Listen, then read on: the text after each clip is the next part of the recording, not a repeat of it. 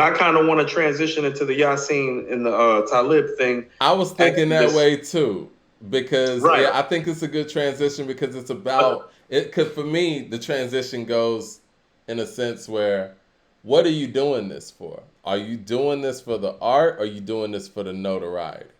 And I think when I get Griselda and when we got into Griselda, this wasn't about the notoriety for them. This was about them making the music they wanted to make. And you know what I'm saying? And to get to this Yasin Bey and Talib Black Star interview, I was hearing all kind of stuff where it was like they were praising the adulation and awards and things like that, and talking about the fact that you want to be accepted and you want to be congratulated, and then they were acting like that wasn't a thing. It was all over the place, man. And I think I texted you when I was watching it. I was like, these guys are all over the place. All What? over the place. I don't really know where to even start when it comes to this interview. Well, here's how I kind of want to start it to finish the transition. Okay. Griselda does a lot of the things that we love to do, Mike, but they still struggle with some of the same things that we're about to talk about with Yasin and with Talib. It's like they really sometimes miss who really loves them most. Like, I thought about something. You're right. I really thought about this when we got the Liz 2 date. One of my proudest moments being a part of Recording in Hip Hop, Mike, was when Armani Caesar actually was one of the people that tagged us for promoting the Liz. Like, remember when she tagged us? She tagged all the publications that had been helping promote the Liz. And we were one of them. And we're going to promote this one too. Yeah, because she deserves to be promoted. And, Jay Skis took a clip from our show where I was speaking about a back and forth that him and Conway had and how impressed that I was with not only with his skill level, but obviously where the work ethic and working on your craft was reflecting the skill level. Mm-hmm. So, they obviously know who we are and what we were doing. Mike, I've never heard any other. Oh, don't skip the big one. Don't skip the big one.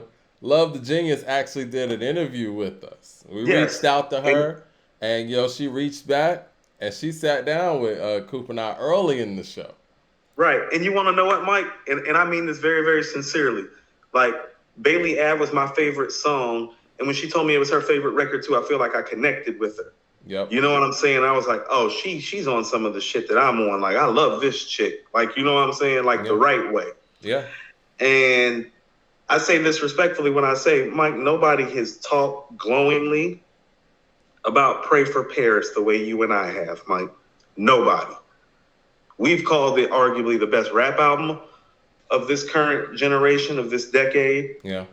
We have glowingly raved about that album even when people have gone against us about it. Even when people have gone against us about it. Yeah. And all I have to say is that when I hear guys like that step out and talk about the love that they don't get, and they can't even take the time to tag us and show us love one time for praising this apparently classic album to us, when obviously they know who we are because people from their camp have tagged us, reposted our videos, and interviewed with us.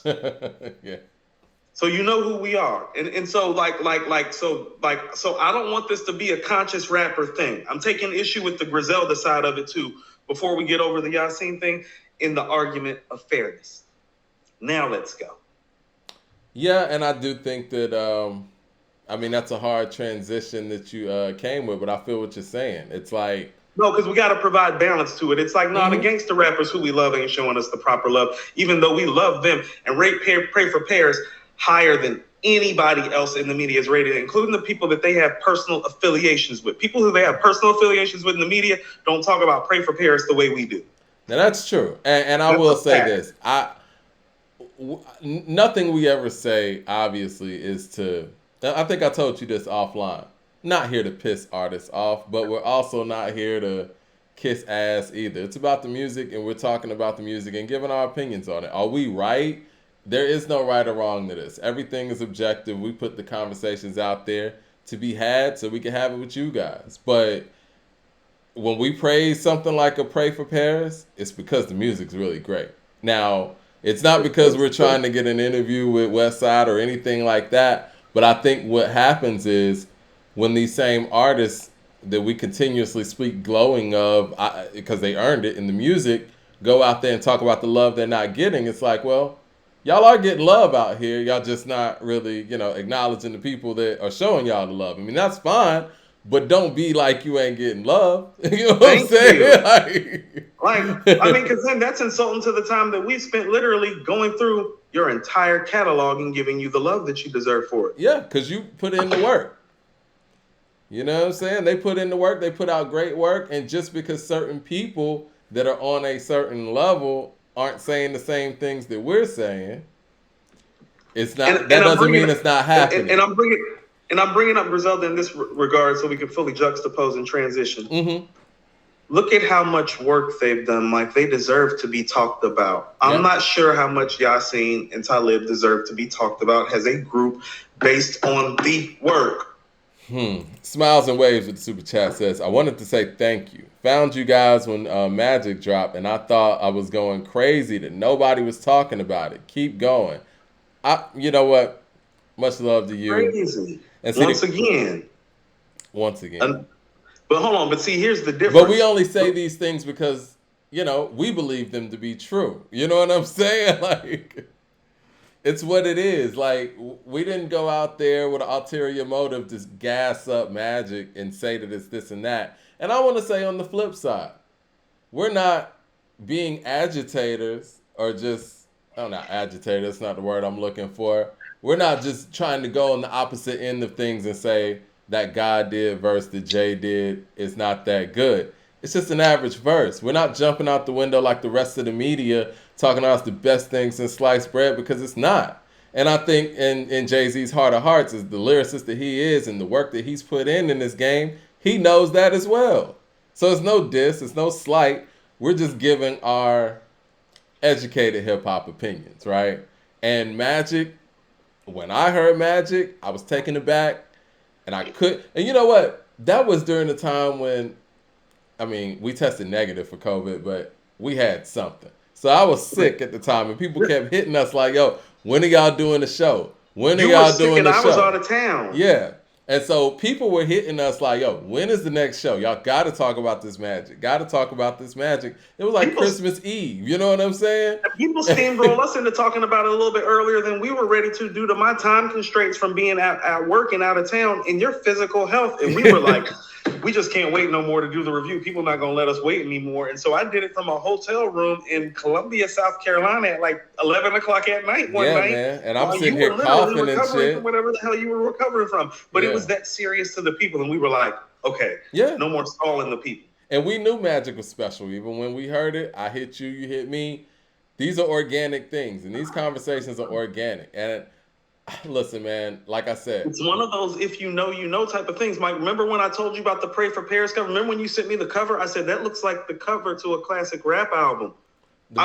You had never even heard me talk about West Side on that level before that night, Mike. No, real. And the thing is, man, we love this shit. And when I pointed to the Wu-Tang performances last night, every time I hear Wu-Tang stuff or hear How High with Redman and Method Man, it reminds me of why I do what I do. We really love this shit. And I hate it for the people who are in our sphere or in our industry that have to BS and gas up shit that they really don't like just because it's their job. We're not going to do that. If the shit's great, we're going to talk about it like it's great. If it's not great, we're going to be honest about that too. And that's cool. But it's like... And if you don't like it, we weren't out to be your friend to begin with. And with that being said, the coverage that you deserve. And with that being said, all of those reactions that we had to Magic and this and that, same thing we had for No Fear of Time when we heard it. And correct. Actually gave it the same rating initially as we gave Magic. Yes. And I've been very vocal about the same thing on this show, saying that I think it's the best hip-hop album that I've heard all year. And to Freddie Gibbs, and again, we're going to have to play those back-to-back.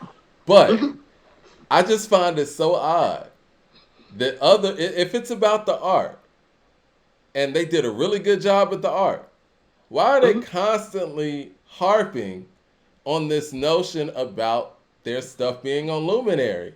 And So let's if it's pause right about there. them, and it's about if that was what's best for them, and y'all cool with that, and y'all say fuck what the fans want, y'all accomplished the mission. You made a great album. You put it on the platform you wanted it to be on. What's the problem? And if it's not about what we want as fans, why should you even care? First of all, let's unpack the first part of it about the explanation and the luminary rationale, which I'm going to actually piggyback off of your behind the scenes comments. Well, Black Star does not own Luminary. Do they? No, do they do have a not. stake in Luminary? No, they do not. They said that. Well, I know Yassine said that Dave Chappelle is a partner in it in some sort of way. So that's Okay, what he Dave said. Chappelle's not part of Black Star, so like that's what I'm saying. That's like, I mean, that's like my homie owning a business, and I frequent the business. That don't make it my business because my homie owned the business. I'm kind of there because my homie like to support my homie's business. So it's like if you're there to support your homie's business, like say that, but it's not your business. That's the first thing. So you still belong to another entity of sorts that is responsible platform-wise for people hearing your music. So you're not in this ownership and autonomy state that you claim to be in. That's the first kind of misgiving that we need to kind of clear, I feel like. Well, you're not in full autonomy of anything. To piggyback on that, Talib's co-host, I forget her name off top. Excuse me. She said that she put the notion out there that everybody talks about, supporting black business and this and that. Well, this is what's best for y'all, yada yada. It's like, okay, well, don't put out there that this is a black-owned business, Luminary, because it's not. And I think that was she didn't go out there and say that it was per se, but to put statements out there without clarifying kind of muddies that notion where someone could walk away from that saying that, yeah, they do own Luminary, or Luminary is a black-owned business, when it's not. Well, no, this is what I mean. No, I want to unpack it from a level of how, you see, we have these rappers that they come from a lifestyle of hustling and dealing, and we take issue with the rhetoric of their former lifestyle of hustling and dealing.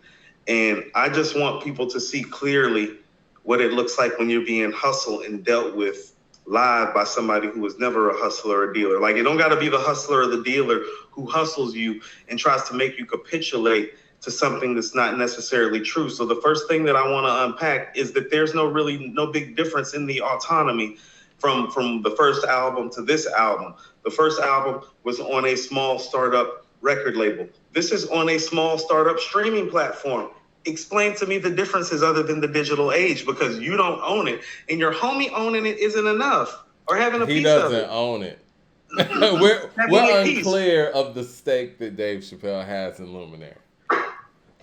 36 Chambers with the super chat says, Black Star said that we as fans don't get to decide how an artist disseminates their art. If people rock with you, it's cool. If not, they aren't upset. Can we judge No Fear of Time on the music alone? Okay, this is the thing. And this is why I was saying they were all over the place. If you want to be an artist, and 50 Cent famously said this, I think you and I were talking about this, or maybe me and another friend. Nope, it was you and me. If you want to make music, 50 Cent said this. If you want to make music for yourself, go in your basement and put on your headphones. But you jumping in this ring, you're in an industry now. And when you're in an industry, no matter if you're selling bread, cookies, music, whatever, you have to think about your consumer. If somebody has a bottle of Coke that they're selling, but they make it so difficult for you to buy it, and somebody else has product placement ahead of your shit, then don't get mad at the people for not supporting your beverage when they couldn't get to it. You know what I'm saying? But if you want to be a piece of art, like you said with the Wu-Tang album, Once Upon a Time in Shaolin, fine. But don't complain about people not accessing it. Why do you even care about that if it's about art? So I want to unpack like the second part of it, which is Okay, so they're trying to make it seem like this album is something that is breaking the mold. Well, what mold is it breaking exactly? Like, they haven't clarified exactly what makes this album so special in relationship to other hip hop albums that get created. And here's what I mean about the hustle. Well, Yasin sets you up for this album not to do well with lines like, well, I'm not the best person to market and promote in these times. It's like, well, you wasn't the best person to promote in 1997 either, but that seemed to work for your legacy just fine. Like, when were you ever that person? Why do you have to have that caveat now with this album, with your place in hip hop? You get what I'm saying about the hustle? It comes off like, Mike, I know the con. It comes off like a con man setting you up so that he doesn't have to take the blame for anything. It's like, well, I'm not really the type of personality or type of person that even fits into this metric. And so that's why we're moving upside the metric. Yada, yada, yada. Hustle, hustle, hustle, Mike. I didn't like I come from Ohio players. That is some straight hustler talk. I didn't like the distinction between entertainers and artists either. You're all entertainers. Let's not get it fucked up. Let's not get it fucked up. If you're on stage performing, you're entertainers. The music has to be entertaining. How are you not an entertainer? You're an entertainer whether you like it or not. You know what I'm saying? Like, what we're doing right now, we might not want to call it journalism, but this is journalism whether we like it or not. It is what it is. It's media whether we like it or not. I'm about to say, because we're old school, we probably look at it less like journalism than people who follow us. Because for you and me, journalism, it would involve us doing more investigative reporting and writing that we have actual time to do. Right. Right. Jay Short with the super chat says, Luminary gave a bag. Only thing that makes sense. And you know what? To piggyback off of that, Let's keep going. I keep going to this. See how the problems start compounding and unpacking and steamrolling when you address it like articulately and intelligently, like with intelligent people having the discourse and response about it. It's like, no, and then it steamrolls into the next piece of bullshit, and then the next piece of bullshit, and then the next piece of bullshit, because you're being conned. It's a hustle move. One of the things, and I think I told you this offline, I don't like that they keep saying that people come up to them saying they bought the Black Star album, the first one, they're like, you didn't support us. Universal got that money. I think for me, that's very disrespectful to the people who paid tickets to see you guys perform, whether together or individually. You know what I'm saying? So let's not sit here and act like promoters don't pay you to perform. Promoters don't pay you to DJ, because Talib DJs as well. The fans' support is what drives that. People not giving you a bag because you don't have fans. Any of that fan support that came from that Black Star album, you should thank the fans for that support. You shouldn't denigrate the fans that bought the album and want to hear it live to say that they didn't get the money from the actual disc. That's wild to me, man.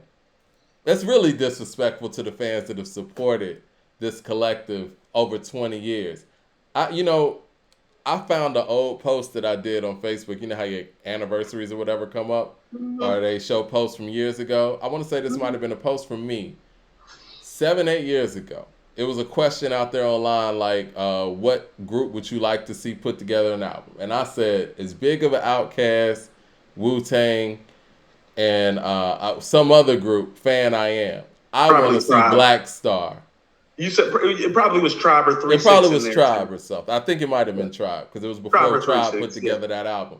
I said, I want to see Black Star put together the album they've been talking about they're going to put out with Madlib. I said this. So even with the hiatus like this, fans have been supporting this group. And for you to sit there and throw it in people's faces like, you didn't support me. I'll support, you know what I'm saying? Like, you support me whenever I said you support me. What? So I want people to stop for a second. Like, because here's probably my biggest problem with it all. These guys get labeled as people that are conscious and in touch with our community. And because of our deification of them at a very young age, and us financially backing them show money wise early on, they have lived a life of affluence since pretty much their post-formative years. I wouldn't even call them full-grown men yet. As in post-formative, as in you're not a teenager, but you're not a full-grown ass adult yet either. Yeah. In their post-formative years, they ascended out of this 99% into the 1%. And never had to go get a job. They know nothing about half the stuff that they speak, and none of what you have to do of you who helped put them there. And that includes me, who has supported them and paid money to see a show of them live before. Yeah. Because they've been living a life of affluence based off of their talent from a very, very early age. So all these things that they talk about being able to relate to, it's like, oh, they stopped being able to relate a long time ago, fam. The last time most was relatable was on What's Beef on the Dave Chappelle show.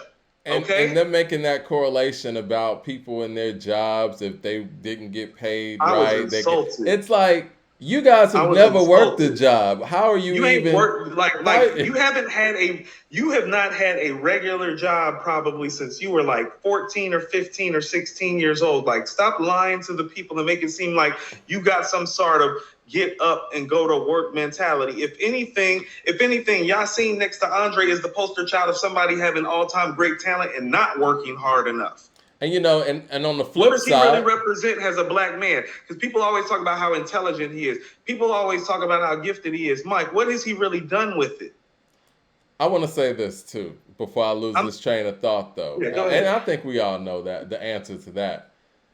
And on the flip side, they went in on that music critic and talked about he doesn't know what it takes to make music.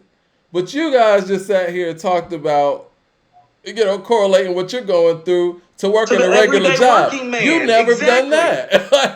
Exactly. What do you know about getting up? Exactly. What do they know about waking up at 7 o'clock in the morning and having to get ready for work? Let's keep it real. What do they know about it? Because I'm gonna tell you what, the people who supported you and supported songs like Get By and Definition, like those are the people getting up at 5, 6, 7 in the morning. Not you, but they've been deified for so long, and their logic is so flawed from their perspective, and they are so out of touch that they actually have the audacity to say this with clarity, like there are not other intelligent people within this discourse of hip hop that are going to rebuttal it intelligently and being like, are you even in touch with your community to be speaking this way? Because how can you be when you also speak to being aloof to market the product in today's times? So you're too aloof to market the product, but you're in touch with what's going on day to day in my community. Con man. 36 con Chambers artist. says, that's con talk. Well, I'm going to be this over here, but this over here. You can't serve two masters. 36 Chambers with a super chat says, the Black Star interview seemed pretty straightforward to me and not all over. They're about getting paid. Made a deal with Luminary. Yasin says that they aren't asking people to move mountains to listen. When I say all over the place, when you talk about wanting to get paid properly for your art, that's fine. I'm all with that. But you're also talking about the fact that, okay, well, this is art. They didn't want it to be judged. They didn't want to meet. Everything is so one-sided. It's all about artists. And what they have to understand is when you jump out of this system that they're talking about, because everything has been handled for them, right? The selling part of it's obviously been handled for them when they've been dealing with other labels or whatever. Now you're on Luminary and you got to do all this stuff on your own. But see, you're just thinking about the art. You're not thinking about how to get it to the people. You're not even putting out an individual single to lead people to Luminary. You know what I'm saying? And so it's like you're missing the sales part. You still got to do promoting part of it. You know what I'm saying? Like you have to do that part of it. And so they're so used to that part of it being done for them. I want people to understand how deep I want people to understand how deep this con is running. How many interviews have they done where the same time and money allotment could have been made towards a video? They're not even really working on the music. They're spending more time talking about the music, Mike, than even creating a visual aid for the music. This is absurd. It's absurd that nobody is really approaching them Like, and I saw somebody say it in the chat, and I want to do this, and this is also why I brought up Griselda too.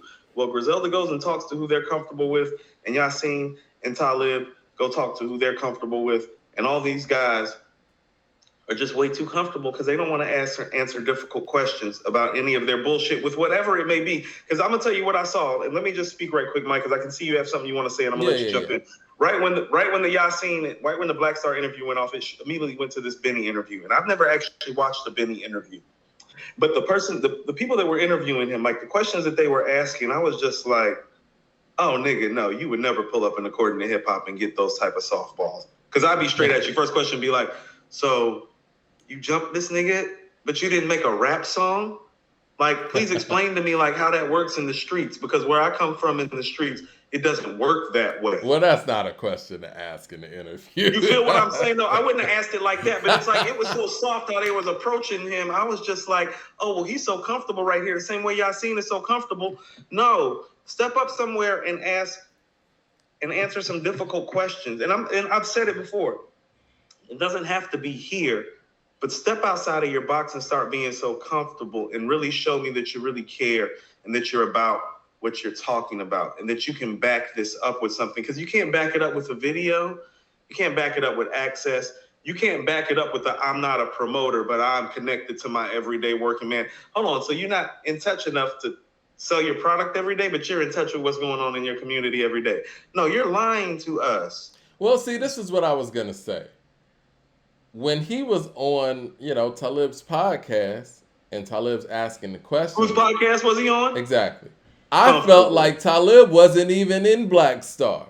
He was talking to Yasin like he wasn't even in the group. He often does that because it often feels like now whatever he wants to do is gonna happen. Talib's frame of mind is just like, well, let's just get it done. So whatever he wants to do, and it's like that's not how friendship is. That's not a partnership. That's not fair. And so this is what I mean. Yasin's a little bit more of a diva than y'all were realizing. Yeah, I mean, because obviously, and I'm not trying to cause any riff or anything. I mean, it is what it is. It seems like whatever Yasin wants to do is what it is when it comes to Black Star. Because obviously, Talib puts in the work. He puts out music. He puts out music that's on the other streaming platforms. And when he was talking to Yasin about this, it didn't seem like we wanted to do this. It was like, you wanted to do this. And I get it. Being in a partnership and being in a group is compromising. But at what level is Yasin compromising to Talib? Are they putting out any individual song? I don't think that there's any compromise with the fans or even with Talib, in my personal opinion. 007 says, who's rap's 2022 underappreciated star this far? Huh. So listen, Leroy brings up something. No, Leroy Green said something I think is very potent. He said, I think if a bunch of people complained about A2H going on Patreon, then you guys would feel where most is coming from. Well, here's the thing about it, Leroy, and listen to exactly what I'm about to say. Well, we decided that it would be unfair to the fan base. Okay, so when we moved from doing Facebook and Instagram Live to YouTube, Mike, we didn't stop posting on Instagram Live or Facebook Live. I just told you I ran into somebody that I hadn't seen in 6 years, Mike, and I was telling him how the podcast was doing well. He was like, I know, I still watch you on Facebook Live. And I was like, damn, I gave this kid, well, he was a kid. He was 19. He's 25 now. He's been following According to Hip Hop on Facebook this whole time because we still give full access for what we do on YouTube, Mike, to Facebook, don't we? What we do on YouTube goes to Instagram. We have a Patreon show now. We did not stop doing our YouTube shows, though. Right.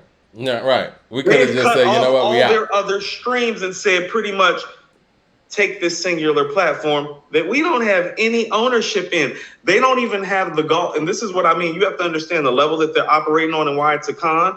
Well, if you were really big, you would do what Prince did and just sell your shit online and still make your money. Because here's the reality of the matter.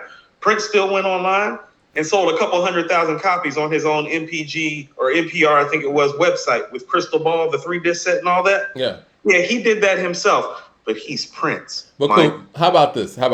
You and I, You and See, I you're are not a big group. enough to really do that and pull that move, and you don't really have the balls to pull that move. And Well, so it no, comes I off don't like a even think con. it's that. I mean, you don't even have to be Prince level to go out there and have some hustle No, I'm about talking yourself. about, but they're And talking about it on that level, so that's why I'm giving it back like that. It's like, no, if you was on that level, you just do what Prince did. well, this is what I'm gonna say. It ain't even about that level because I think a lot of people independently put out work that have a base. Now they got an audience and they got people who Did you have hear been how he looking was for their talking about stuff. space and how important it was on the record? Oh no, he talking like he on Prince level. Yes, he is. Well, you That's what I talking mean about the that? arrogance I'm and the sticking. deification of it. Because you would think that this guy helped make Purple Rain and Thriller the way he I was see talking. what you're talking about, Yeah, it but was Mike. I I want to listening strip it away from all of that I arrogance and was all that. listening to Mike, can I just say this? I was listening to the interview and I was like, I really need to hear No Fear of Time again because this guy thinks he just made the best rap album of all time, apparently. Well, what I was gonna say though, I think that let's just say you and I, we're a duo.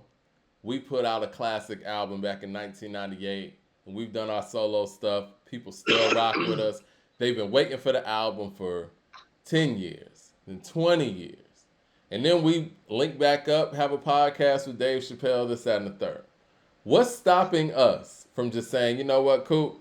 We got so many people waiting for this album. It's dope. It's right here. Why don't we just press up some vinyl, have people go to our website and they buy it, we deliver it, or do a pop-up shop, and you know what I'm saying, and make it where the people can actually tangibly have this in their hand, and they got it. What and then no, here's the kicker, guys.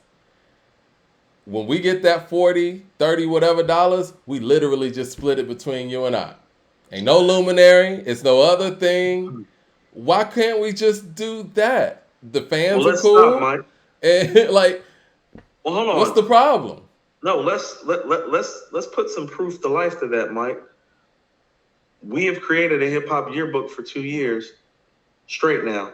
And you and I have had viable conversations the entirety of the past year about finding an actual publisher and skipping over these digital and all these distributors so that we can press it up ourselves and go sell it locally ourselves and bust the money down 50-50. Have we not had that discussion? Yeah. And that doesn't change anything about our YouTube channel, does it? No. Or our Patreon channel? No. Or any of the other new shows that we have going on? No. I'd like to welcome the people to Why You're Getting Conned. 36 Shaver says they're harping since fans won't leave them be on the topic. They wouldn't be talking about it if they weren't getting hit up so much, it seems.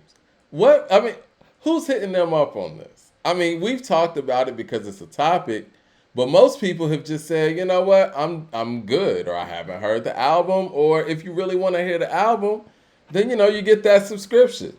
They need to be specific, man. Who are they talking about? What are they talking about? What kind of things are they hearing? Because I heard Talib say something along the lines of people say, okay, I'll just bootleg it. In 2022, what does bootlegging look like? We're not walking around with compact discs and CD players in the whip and shit. Like, I don't know. Sometimes, Mike, it's just easier as a man to admit that you made a mistake is what I'm trying to really say. At the end of the day, just say that you all made a mistake in putting it out on Luminary. It was a misstep. You're correcting the misstep by releasing a full vinyl and a full release edition on something like, I don't know, Tidal, seeing how you probably still have some sort of J affiliate. Like, there's so many ways to go about it. But well, if this is about the art, that shouldn't even matter. That's why I was saying they were all over the place. Don't turn around and blame the people who have supported you and put you in the 1% either. Exactly. And then talk about how you can relate to them. It's like, no, you can't. I mean, it comes across as kind of like that statement from TDE a couple years back, and they were saying that we don't deserve Kendrick Lamar music. It sounds along those lines where it's like, we don't appreciate you enough. And it turns out we didn't deserve it because we could have kept it and we would have been just fine. Man, that joint got 6 BET that's Hip one Hop album Awards. that won't be making a top 10 list. It got 6 BET Hip Hop Awards. I don't care. Well, at least Jack Harlow didn't win Lyricist of the Year. Let me quit. 36 Chambers says... a win is a win. 36 Chambers says, the thing is, Black Star also said that they know that their fans are on Luminary, listening anyway. They aren't pushing to get people outside that sphere. Again, that's what I'm saying about being all over the place. Why are y'all even talking about this then? If it's about the art and you don't care if we, go through the desert to get the project, and you got people on Luminary to fuck with you like that, Why are why you are we doing even all these having this rebuttal conversation? interviews? Yeah. Right. Why all the rebuttal interviews? This is like rebuttal interview number 3 or 4, isn't it? Right. The So splaining is obviously, this is what crazy. my guilty conscience always gonna talk, Mike. A guilty conscience gonna talk consciously or subconsciously at some point. And all these rebuttal interviews is because you know that you made a misstep. Just admit that you made a misstep. Like, it's okay. We make mistakes all the time. Mike, you know this personally about me. I just got done making one of the biggest mistakes in my life. And I've suffered from it, but I've had to acknowledge it as a man and move forward. Yeah. You know what I'm saying? Like, grow up. It was a misstep. There's nothing wrong with making mistakes with your audience. People do it all the time. Michael Jackson has made mistakes with his audience. Prince has made mistakes with his audience. Janet, Madonna, like you name it. Stop acting like you're above the fray. Say that you made a mistake. Correct the mistake. Drop a single in a video to start to show that you're correcting the mistake. Don't a single denigrate in a the video audience, to correct the mistake. This is rap. A single in a video. I'm gonna say it again for all the A&Rs out there that have been fired. A single in a video. Even if you want to keep it on Luminary, how about a single in a video? Can we get some YouTube streams for something that doesn't involve Mos Def talking about this project and eating in between, or telling me that he's the calming everyday working man? Because I'm so sick of that. I just want a video to Yonders. How about that? Yeah. Can I get a video to Yonders? Yeah. 36 Chambers says, good point, Mike, on the Black Star shows. Yeah. I mean, it is what it is. People they do perform, right? You do get concert money, right? You understand where that's coming from. That's essentially coming from the fan that has been supporting you, that you sat there and told didn't pay you for the Black Star support they paid Universal. What are we talking about? Who says that? Why would you ever Why say would you that? even think that? And then to actually say that's that what I mean. over and over. How entitled are you that this is your frame of mind and your train of thought, Mike? That's what I'm trying to say. That is an elitist, 1% entitled frame of mind, period, point blank. It doesn't matter if it comes from a 40-something-year-old black guy from Brooklyn or a 50-something-year-old white guy from Orange County, California. Like, it doesn't matter. It's still an entitled and elitist opinion and attitude, and there's just not much space for that in a hip-hop format, especially when you're being championed your whole career as somebody that technically kind of is looked at as like a people's champ, or somebody that walks with the people, or a group that the people love, or the underground kings of East Coast hip hop. You feel what I'm saying? It's like you have so many positive monikers that come with this status, and then you just brush it all away because you made a mistake. It's like, well, no. Like, you made a mistake, not us. Like, we've been here waiting for the project. And speaking of mistakes, it's not the fans' fault you ain't get paid for the first album. Don't put that on the fans. You know what I'm saying? That's like if you got an album, I like your joint, I paid $10 for it, and I'm like, yo, man, Coop, that shit was great, man. I bought your album. Man, you ain't support me. Big Cat got that shit. What? Who says that? Okay, so, hold on, Mike, proof to life, actually. Somebody that I work with, their whole crew was like, yeah, Coop, like, we actually researched you last night, and we all went and, like, downloaded your album. I said, Apple seeing all of that. And I said, I ain't gonna see nothing. Next. You feel me? Like, thanks for the love. But they gave the love, you know what I'm saying? No, and I appreciate it, but, like, the love was real, but it's like I was also telling them how the business worked. And, like, the love is real. Jay Short says, like, but I didn't blame them for Apple not giving me any money, Mike. Like, I wasn't like, I ain't eating off of that, so you shouldn't have done that, right? You should have went over here and got it. Because here's the thing about it, Mike. You can get my album that I put out on other streaming platforms where the money kind of gets to me quicker and ain't like the mob like Apple is. But the quickest thing for people to do is to go through Apple. So I can't do nothing but thank you for the love and the support and keep it pushing, because that was what was available to you, Mike. Well, in their situation, they have the ability to, hit the stage and get that love in real dollar formats. You know what I mean? But I don't know what they signed with Luminary. Obviously, Luminary came with the bag. And so, again, there are a lot of unknown variables here. You know what I'm saying? That we're kind of just, I don't want to say speculating, but we're putting the puzzle pieces together, and certain things fit, certain things don't. Because again, why isn't there a vinyl? Why isn't there just something where you're selling directly to the fans if it's about you getting the direct support monetarily, right? Well, here's the real problem with it is that for whatever you may think, and I still literally thought up until Freddie Gibbs' Soul Sold Separately that if you wanted to say No Fear of Time was album of the year still, I wasn't going to argue with you because I know what I heard, even though I haven't heard it in a minute. I know what I heard. Mm-hmm. But what their problem is that, well, it's not a clear cut head and shoulders above everything else. There is the Black Thought Cheat Codes album. There is the Che Noir Food for Thought. There is the Ransom No Rest for the Wicked. There is Earth Gang Ghetto Gods. Mm-hmm. There is the JID. You get what I'm saying? There is the Pusha T. There is the Benny. There is a Vince Staples. There is KRS-One's album, Mike. Remember KRS's album? Yeah. There's Conway's album. I got my list pulled up right now. There's Method Man's bar work out there. Method Man's bar work was stellar this year. I mean, and so there's stuff everywhere. And so, you know what all of those great albums have that you don't have? Access. And so... And singles, and many of them. And videos, and interviews that are actually talking about the project, not a rebuttal for what the project didn't do or provide. Yeah. You get what I'm saying? And so it's like, you understand to give this album of the year is to slight all the real genuine work all these other artists just did.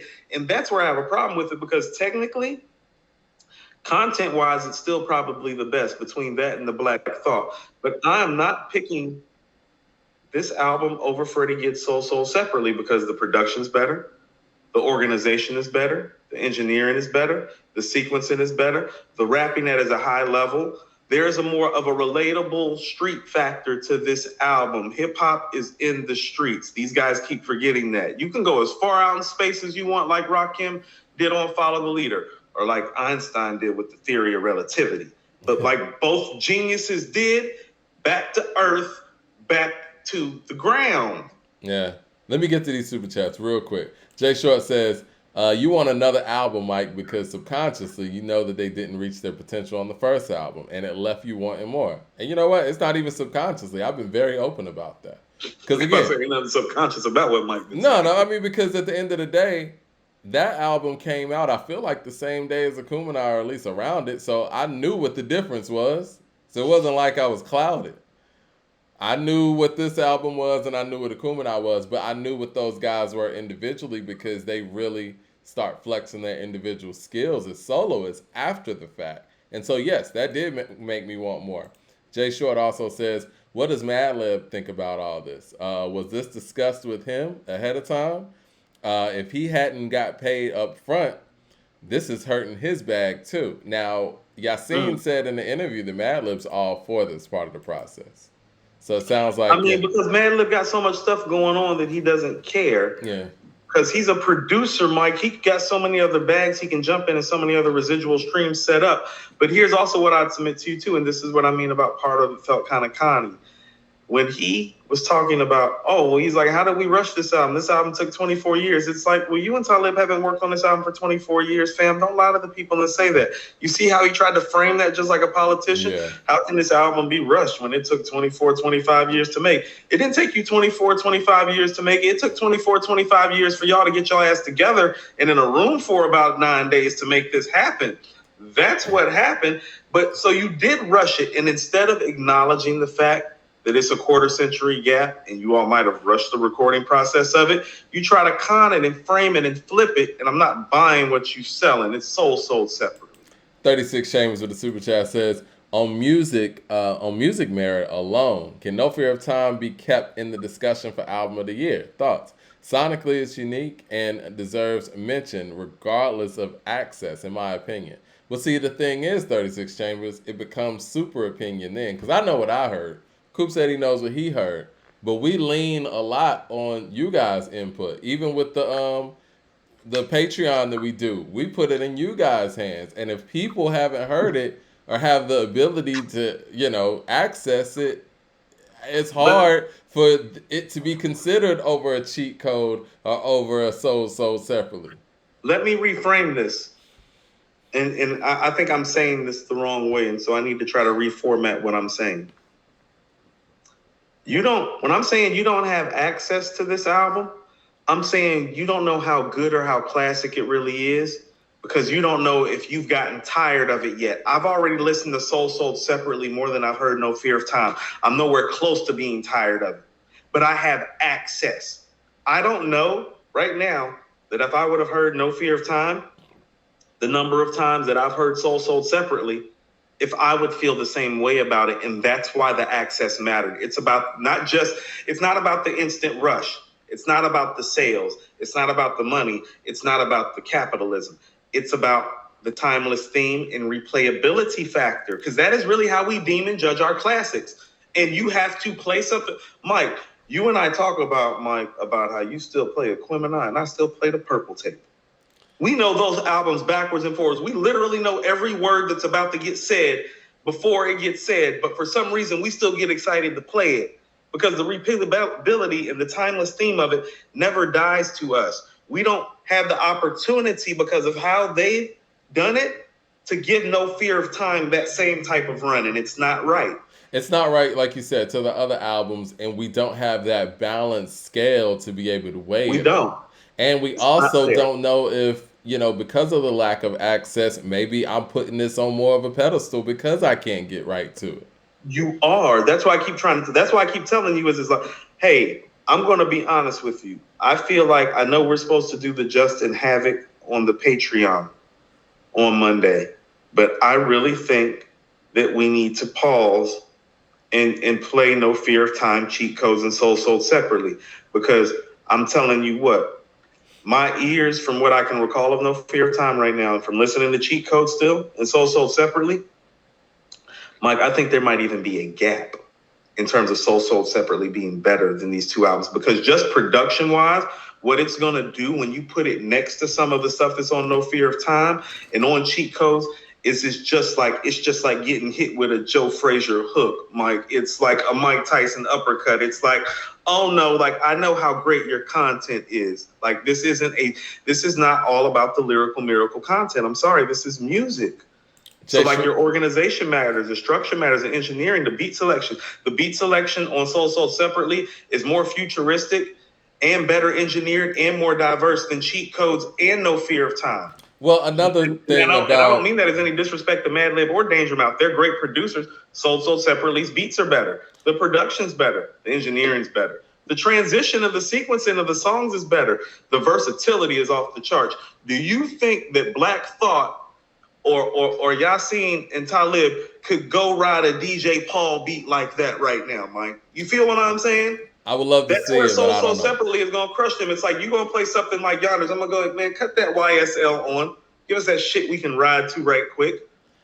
Let me say this. I think another thing, too, that's troubling about this format is the fact that with it being on one format, and as far as the engineering not sounding up to snuff, and there was a lot of people that were saying things about the sonics and just how it was coming through the speakers. We don't know if it's Luminary. We don't know if it's the actual engineering because it's on one platform. We don't have a physical piece of the music to play it where it's like, oh no, it sounds great here. Or if you listen to it on, let's just say, if it was on all platforms. On Apple Music, it sounds great. On on Spotify, it sounds a little less, whatever. We don't know because it's on a platform that doesn't play other people's music. It's a platform that's built for podcasts, so we don't know if these sound quality issues are with the actual music or if it's with the platform. So it's another question mark we have. Well, see, but this is what I mean. So, Gibbs already got them on sound quality, production, engineering, structure, organization, all the fundamental things that, make an album. So he's already got that covered. But Mike, let's go to actual quality of songs. Couldn't Be Done, Blackest in the Room, Zipper Bags, Too Much, Lobster Omelet, Space Rabbit, Feel No Pain, Rabbit Vision, PYS, Dark Hearted, Gold Rings, Grandma's Love, CIA Decoded. Mike, where did I name a whack song? Where did I name a questionable record? That's what I'm saying. Yeah. Like, it may not be a hip hop classic, but this album has really no missteps. If you're telling me that Offset joint and the Moneybagg Yo joint are the weakest songs up on here, Mike, that is the album of the year. I wouldn't have a problem with this album. And you get a clarity from 2022. Gibbs that you don't get out of these guys. That's why I said you got to be careful about who you cling to. Do you hear how he's talking on, what is it? Rabbit Vision. You hear he's talking on Rabbit Vision, and even how he talks about he was in his feelings about the Jeezy shit, and he spoke on it. Do you hear that? Yeah. Do you think Yasin and Talib are going to pull up and talk about No Fear of Time and backtrack with that type of clarity and forthrightness and be like, no, I was wrong for calling him out right there. As a matter of fact, the man showed me how to be a boss. And even though we ain't spoke in years, I got love for that man. That's what I'm talking about. Give me that guy that's talking that way, whose album is put together better over your conscious lyrical rapper every day of the week, especially when the conscious lyrical rapper, Mike, isn't giving us full access. Like, you got some nerve. After a quarter century, no access, double. How Jay on Takeover? Jay Short says, I think Black Star thought that they were going to come back and fill a void and cash out. But stuff like Shay Noir, Black Thought, Alfredo, they filled that void first. Late to the party. Blue Collar Hustle says, sorry, there's no song on SSS better than Aquamarine, excuse me. That's the hip hop song of the year until KD3 drops. I agree. Yeah, it's hard to. I think that is the best hip hop song I've heard all year. I told you, Mike. Remember when they had dropped the Strangers record? I was like, Mike, I went back and listened to Aquamarine. I was like, Aquamarine's the best rap song this year, and it still is the best rap song this year. We weren't talking about rap song of the year though. We were talking about rap album of the year, and having the rap song of the year has never gotten you rap album of the year. Like never, like ever. And so I would like to see how So Separately matches up with Black Thought's album. Definitely. Me too. But I'm telling you, like, but those are the top three though, right? Production wise, when you just place it against No Fear of Time and you start playing these records and how it's coming through and the way Gibbs is talking and the energy and the emotion and the honesty and the clarity and the versatility and the diversity. And it's like, you over here like, man, that other album sure was futuristic. It's like, that's great. That's one notch versus like 10 though. And, I think there is the criticism where Yasin is not really giving the energy that some people want. I didn't have a problem with his delivery. I didn't have a problem with his delivery because the bars were there. But I could understand, people feeling that way. Because his energy was always a highlight in these Black Star records. Like, you know what I'm saying? Like, and that's no disrespect to Talib. Talib is an incredible lyricist. And I think when you listen to that first Black Star album, you look forward to hearing Mos Def's energy.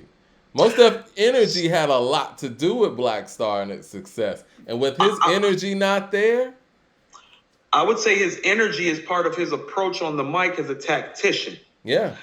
And what I would tell you, and you and I both said this, we felt like he intentionally tried to change that, and we did not dock him for that. But what I have told people is that, well, Mike and I did not dock him for that, but people did. Yeah, I heard that a lot. And then people went back. I mean, I had people, speaking of Gibbs, I had people literally pull up in this chat and be like, yo, cool, the beats on Bandana are better than the beats on No Fear of Time. And then I went back and listened, and they're right. Well, hold on, the one with... They're right. Hold on. Which one is Madlib? Is Madlib? That's the one Madlib did. Yeah, Bandana, right? The one with Palmolive with Pusha T, right? Mm-hmm. Yasin's on there. 36 Chambers with the super chat says, "How do you feel about Freddie's rap voice, or how do we feel about Freddie's rap voice? He can make some dope songs and has a good flow switches, but his voice is a bit sleepy and muddy to me. Thoughts? He does have an acquired taste when it comes to his voice." At first, I wasn't really into it, but I like his voice. I think he has a dope rap voice. I will say this. When it comes to him doing more of a rapid flow, his voice isn't as clear as others would be. Yeah, and he can't help that. He's just from the Midwest, so he's going to rapid flow on you. You know what I mean? Uh-huh. But that's what I mean. He's such an interesting character because I've never heard anybody with as gruff and a raw voice as him make even the rapid fire flow work like that. Like the way that it's working on Alfredo, like on 1985 and on God is Perfect. It's like, well, you don't hear guys with voices like that even try to flip it like that. Right. You feel me? They don't even try, Mike. That's what I mean about like his degree of difficulty and his agility and his versatility. It's like, you understand, he tries things and does things vocally. Most guys with his voice don't even attempt to do. Somebody Like said even the Bandana temp. is one of the best rap albums of the past decade. We feel that way about Alfredo as well. What does this Who? say about What did they Freddie? say? Somebody said Bandana is one of the best rap albums of this decade. So is And Alfredo. You're I right. mean, Yeah, over no, the he has a last couple of decade, them already. excuse me. This is number 3. Yeah, it's This is crazy. number 4 in a row, Mike. He's literally 4 for his last 4 albums. What does this say about him? Well, this is where He's 4 I for want to 4. leave. This Like is, I think was going to about say, this this. is where I want to leave this topic. They need to put out a single, and they need to put out a physical form of it, and just stop downing the fans, man. It's not the fans' fault that you didn't get paid for the first Black Star album. I think that's just wrong. How about this? Here's how we can finish it on my side. If Yasin Bey had dropped 4 albums, the quality of Freddie Gibbs' last 4 albums, we would be talking about is he the greatest MC of all time. I think that's fair. People want Next us to topic. talk. People want Like us I just say that like it's who the people want to champion sometime, and it'd be absurd. It's like I'm always going to give it to the guy that puts in the work and actually has the work sitting right there and actually wants it more. Like Mike, you and I both think Tom Brady might be like not even just like the greatest football player at this point, but like one of like a Mount Rushmore athlete. Like Mike, you have to understand this guy's like literally arguably about to lose the finest woman on earth, who's literally worth about double what he's worth, so he can throw a damn football for another year. Like, give me that guy. Like, he literally is putting everything on the line. No, give me that guy every time, because that guy is really saying something. My nigga, listen. This is why we watch sports. For people who, this is why we get into He got individuals. Giselle, Mike. No, give me that guy. That guy hungry still. I mean, even Giselle, when I'm gonna leave if you don't retire this time. He like, you gonna have to leave. I'm going to play football. Even when it comes to like Michael Jackson, Michael Jordan, they gave their lives to this shit, man. And listen, you don't have to do all that. It's cool. But don't sit here and act like you've done it when you didn't. Like, you know what I'm saying? Mike, I remember Deion Sanders' Hall of Fame speech where he just apologized, like, for pretty much not being checked in at all because he was concerned with being the best football player on the planet. Yeah, it's what it takes. And you know what? He's like, I know we say a lot on I this wouldn't show. have gotten there without you all putting up with the fact that I pretty much just did my thing. Like, you know what I'm saying? And you know what? And before we get on to the next topic, that's why I didn't love that entertainers and artists comment, because I feel like, in my opinion, that was a knock to people like Jay-Z that gave us product. And it made sure every single year this nigga was coming with work. It felt like even if he wasn't inspired, you know what I'm saying, quote unquote, because he's an artist too. And I don't like when people try to write Jay off as just a businessman. Nah, that nigga's nice. Yeah, that nigga's one of the best lyricists ever. And so when people just be like, oh, Jay's a businessman, blah, blah, blah. No, he's an artist too. He just knows how to do both. Who's a better lyricist, Jay or Mos? In my opinion, Jay. Me too. In my opinion, Jay. I mean, the work speaks for itself. Andrew L. Green with the super chat says, only person that has surpassed Freddie's quality of music over the last few albums is Nas. Correct. Because Bandana, Alfredo, and Soul Sold separately, albums run is not too far off from KD, KD2, and Magic, in my opinion. Hold on. I mean, if you really wanted to parse hairs, I think Bandana's better than KD1. We could. I told you, Mike. In terms of like this era, I have Magic and Alfredo ahead of KD2. Yeah. And I would put Soul Sold separately in KD2 in comparable territory. And so I think the run is damn near even. And Magic would probably be the nod. If we went in order ahead of Alfredo, but it's damn near identical. So think about it. If we went in order, though, it's Freddie, because Alfredo's better than KD2. Because Alfredo's better than KD2. Correct. Yeah. Yeah. So it would actually, if we were going in order, how about this? If we were going overall, I think it would be Nas, because it would go Magic, Alfredo. Hold on. No, it would go Magic, Alfredo, KD2 probably. Bandana, and then Sold separately. No, Mike, it still might be Freddie, because it's all about how you feel about KD1 and Sold separately, or Bandana, I guess. Because I actually think Sold separately is better than Bandana. It's all about Bandana and KD2. I think Bandana could be better than KD2.